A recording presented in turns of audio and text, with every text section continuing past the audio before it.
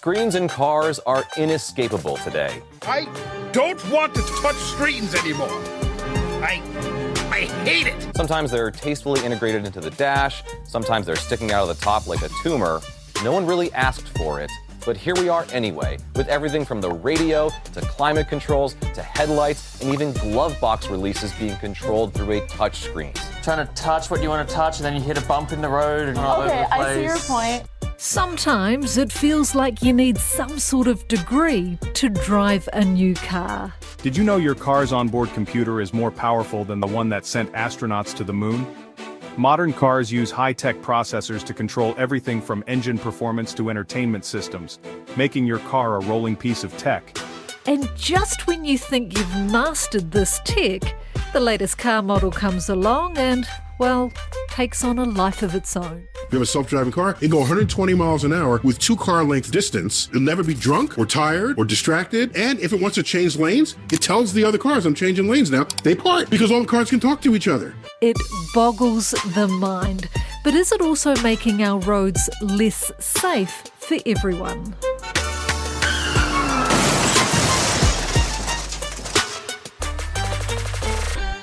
Hi, I'm Amanda Gillies, and today on The Detail, do some new car trends need to stop before someone gets hurt?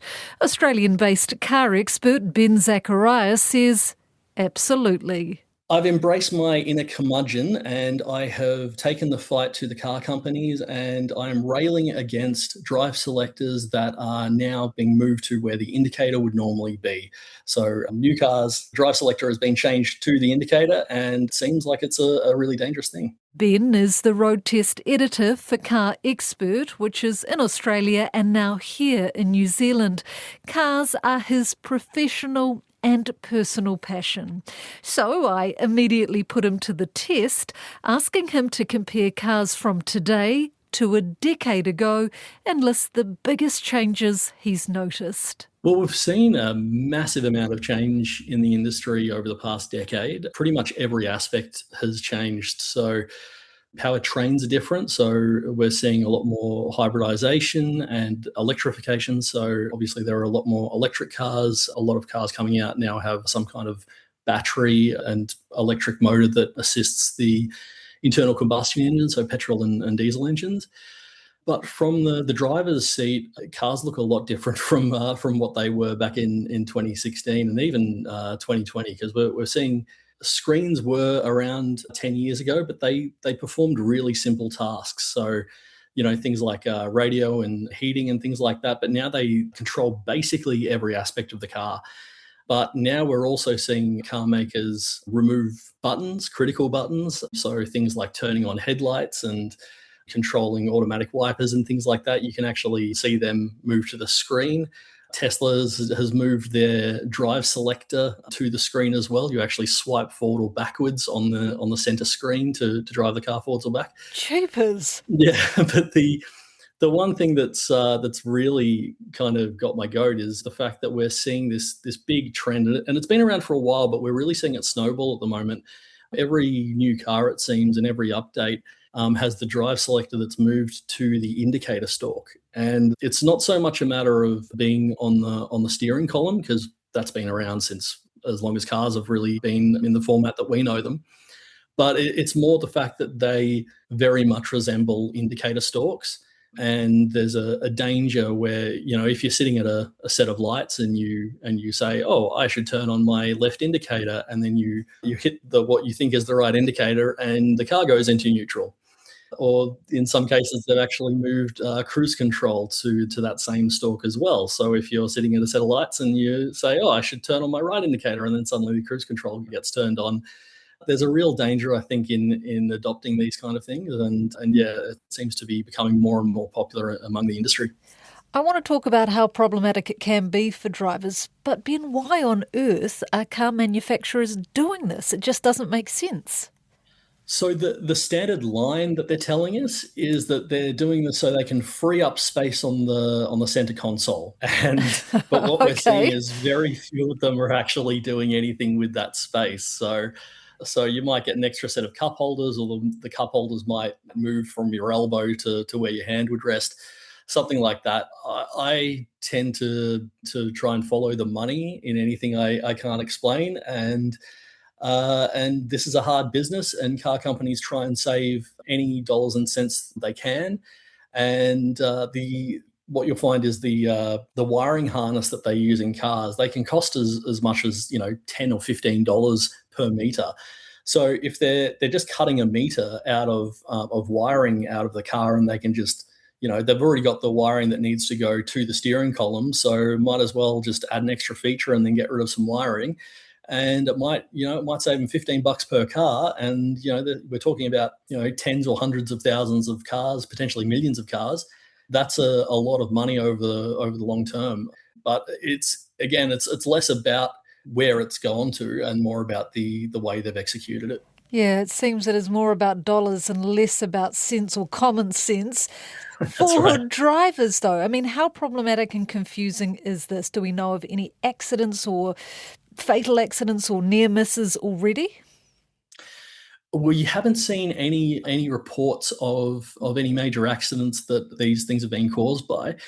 But my main concern isn't so much the people that own these cars. It's more about when you lend your car to a family member or a friend. You might be preparing dinner, and your in-laws are over, and you say, "Oh, can you just go and pick up the kids? Oh, the baby seats are in my car. Do you just want to jump in my car? It's just around the corner." And then they get in a car that they're unfamiliar with, and suddenly there are these controls that for the past decades that they've been driving, the past 50 years, these controls have been standardized essentially, and now they're performing a completely different function. So that's really where my concern comes from in all this. It's the people that aren't familiar with these cars, and might have been driving a vehicle for the past 20 years, and they get in something that is a bit like a spaceship inside, and it's already stressful when you're driving somebody else's car, but you jump in and you have all these things that you're not unaware of and unfamiliar with. But you've also got hire cars, and you've got fleet companies that people might be jumping in and out of different models and things like that. So yeah, it's really the fact that there are people who might be driving these cars that aren't familiar with these changes that are happening in the industry. And I can imagine older drivers will be particularly vulnerable. But like, say, in an emergency situation when controls aren't where drivers, say, expect them to be, I mean, how problematic and difficult could this be? Well, exactly. We are seeing that a lot of the time when there are accidents and car crashes, people will accidentally hit the throttle instead of the brake, and car companies are starting to introduce safety features to try and alleviate that. But if the car's in drive and you don't know how to put it into park because there's a button on the end of what you think is an indicator stalk, in the heat of the moment, you might be really frazzled and really upset and potentially injured, and you might not know how to put the car into park, and that might put the car into more danger. So yeah, it's really these kind of small percentage scenarios that I'm more concerned about. But it just seems to be happening all over the industry now, where we're seeing this introduced, and nobody's really asking the question of what are the consequences. And I love that you are asking these questions. And are the car manufacturers acknowledging this? Are you hearing anything from them, or is head in the sand? Well, unfortunately, things move slowly and then they move quickly in the car industry. So we are seeing a lot of manufacturers that are introducing this kind of feature in updates to new models, as well as on brand new models that are coming to market. But if they want to make any kind of changes, it's not something that they can do overnight, and it's not something that they're going to acknowledge until, well, possibly ever, but probably until the next update, which could be 2 years, could be 4 years, could be 8 years. So I doubt anybody is going to put their hand up and go, you know what, this was really stupid. You're right. Thanks very much, Ben. Here's a large check. I think we're going to see this potentially phased out in the future. If we get enough people calling it out for what it is. See, I have enough issue with, we've got a European car in our household and a Holden. So one is you flick the indicator on one side and you flick the indicator on the other side. And that's confusing enough. Do you think, Ben, should there be like a global safety standard or something like that, where the critical controls, like your indicators, like your hazard lights, like your gear selectors, they're all placed in the same place so that it's just easy for anyone who gets behind the wheel? Yeah, you're quite right. I mean, I'll pause my interest in your Holden for the time being, because I'd love to talk about that. But we have had different indicators on either side for quite a long time, and I think the genie's out of the bottle on that front. But we're kind of used to one stalk being an indicator and one stalk being a wiper, and we've got Japanese cars and European cars in our household as well, and I've been doing this a long time, and it's very easy to jump into a car and hit the wipers or hit the indicator, and the worst that happens is you just look like a bit of an idiot. Yeah. But with the drive selector, that's got far potentially deadlier implications if somebody gets it wrong. And yeah, I think there should be standardization of this in the industry, at least for markets. Markets can make their own decisions on this kind of stuff, but we did actually see a bit of this back in the 50s and 60s. In the 50s, car companies were really starting to ramp up production of cars, particularly in the US, and they were coming up with all kinds of weird and wonderful drive selectors, and a lot of them had different ones from the standard we understand, which is PRND, park reverse neutral drive. And because people were getting confused and jumping into cars and sometimes putting it in reverse when they thought they were putting it into drive, and there wasn't consensus, they introduced standards to ensure all car companies brought in the prindle, as we call it, PRNDL. That kind of thinking seems to have gone away now, where car companies are now saying, hey, we've got this, because the digitalization of new cars, they're able to play with a lot more things now. The gear selector doesn't actually connect up to the gearbox directly in any real way. It's all digital now, so they can really have a lot of fun with this. And these engineers are kind of being given carte blanche to try and introduce some innovative features, and this is the result.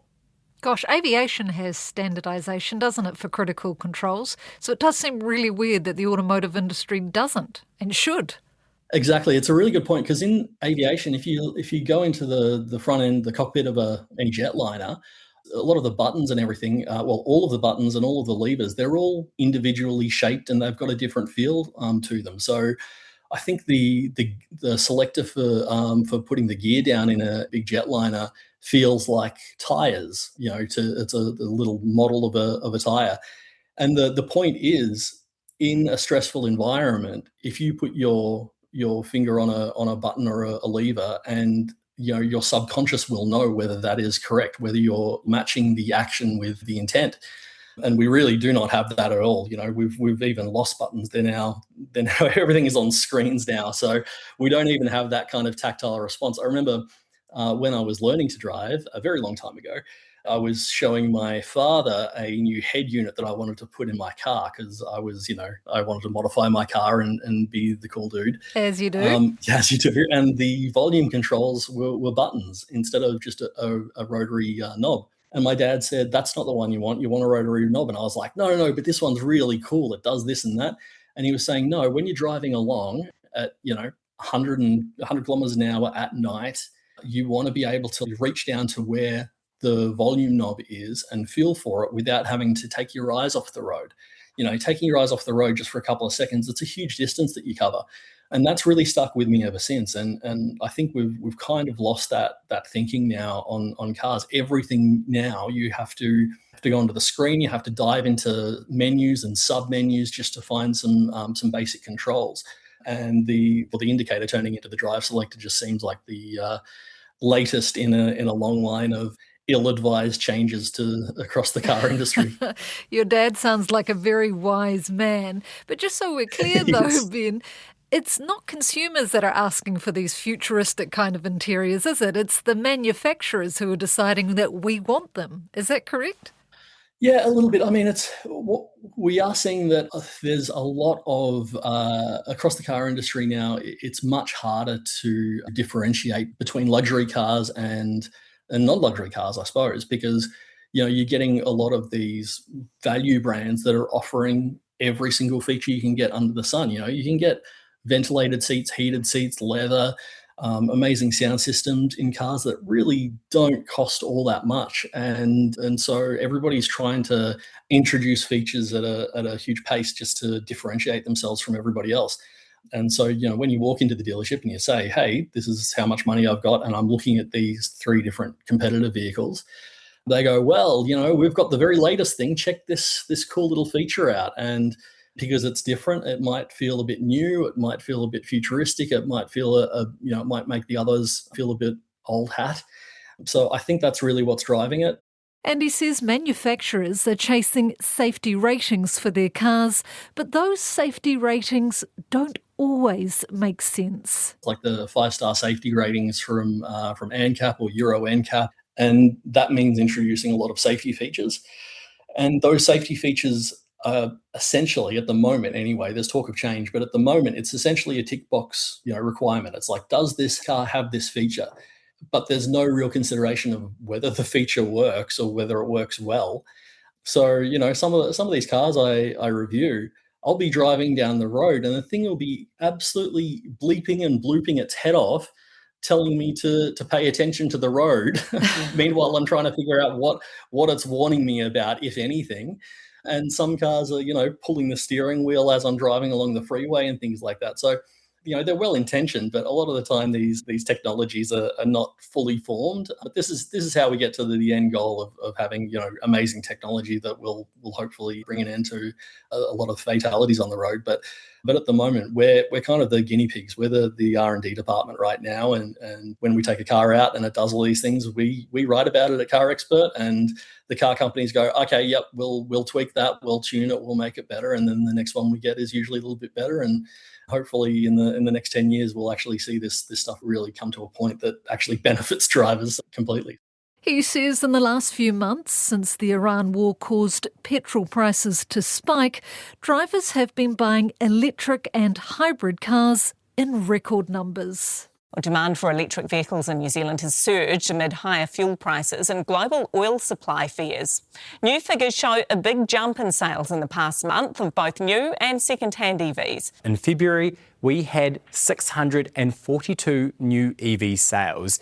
Just fast forward a few weeks, well, that number jumps up to 2,370, an increase of around 269%. That's a big change for people. How confusing is that being for drivers and also people just jumping in them for the first time? Yeah, it's a big change right across the industry. We're seeing it in markets right across the globe where people are seeing this conflict in Iran and seeing the petrol prices skyrocket, and they're saying, well, wait a minute, I can get solar panels on my roof and I can make my own energy for my car and I can drive to work on that energy and I don't have to pay anybody.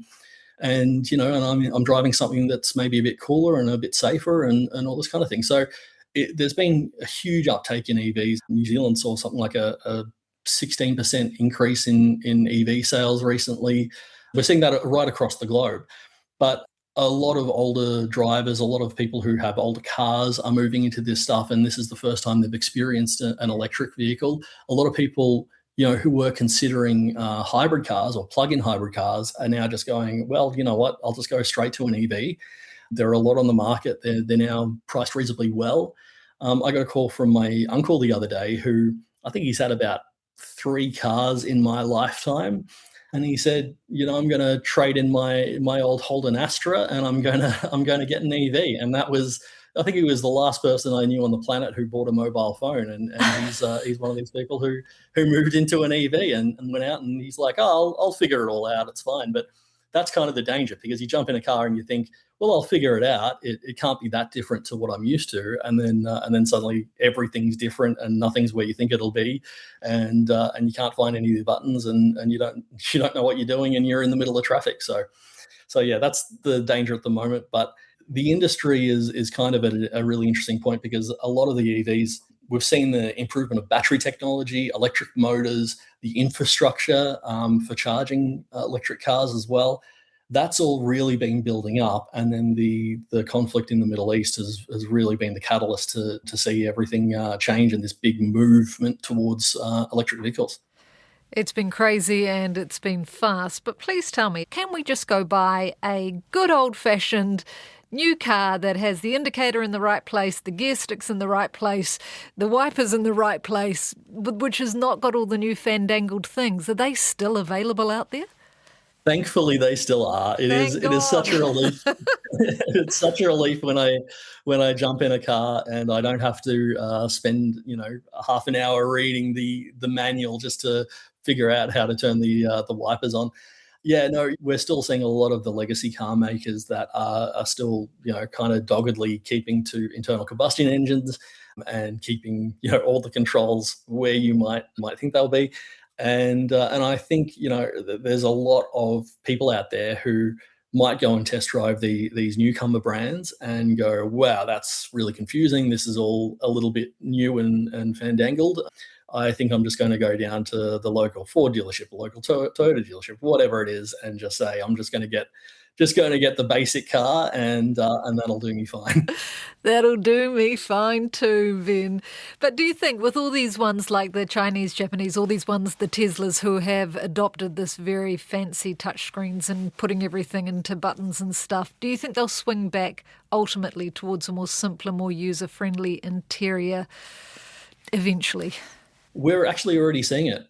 Even just a couple of days ago, KGM, which was previously known as SsangYong, they released an update on one of their small cars, and they have reintroduced climate control buttons and knobs, much to the relief of the entire motoring industry, I think.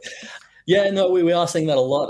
Volkswagen copped a lot of criticism in recent years because the company introduced these kind of haptic buttons on the steering wheel and on the dashboard that were really cool and, looked great in photos and, were kind of a cool and interesting and new feature.